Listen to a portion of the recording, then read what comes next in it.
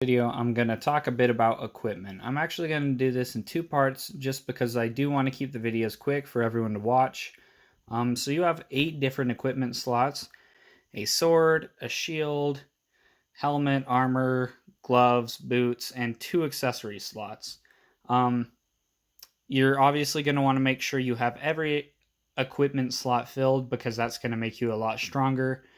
So at the very beginning of the game, your most frequently available equipment will be common equipment, which is the gray equipment. You're going to have rare equipment, which is all this blue stuff. And then unique / epic equipment, I've heard it called both, which is the purple equipment. Now, there is a 4th type, the legendary equipment, but we'll get to that later. Early game, you're going to be most concerned about the purple equipment.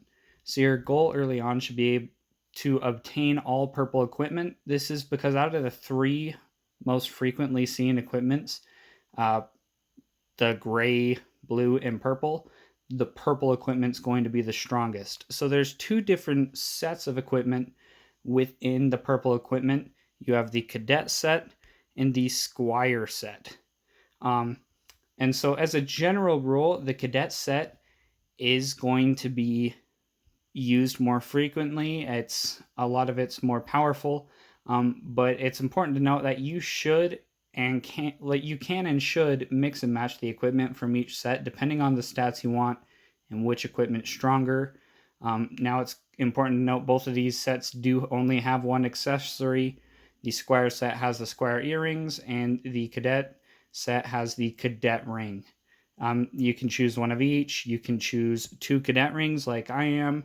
I chose to do double cadet rings just for the crit rate because my sword and boots both give critical damage. So for the sword, it is highly recommended that you choose the squire sword. If you compare the level 1 version of each sword, the squire sword has significantly more attack. As you upgrade the sword through enhancements and just leveling up through equipment, you'll notice the difference will become even more pronounced. The squire sword is, early game, the best sword there is. For the rest of the equipment, the differences aren't as critical, although the cadet set has generally better stats. The cadet helmet has higher stats in every category. I don't have a completely scrap version to example, but it has actually higher HP, max HP, HP regeneration, and defense. For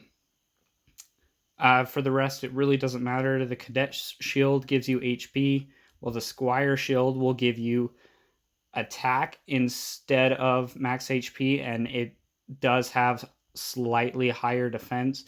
I did go with the cadet shield, although I didn't upgrade it a ton because you're going to get a free Royal Knight shield as soon as you rebirth into World 10.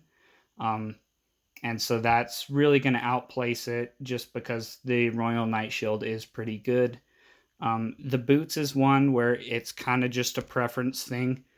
The cadet boots give critical damage, max HP, and HP regeneration, while the squire boots give max HP, defense, and HP regeneration.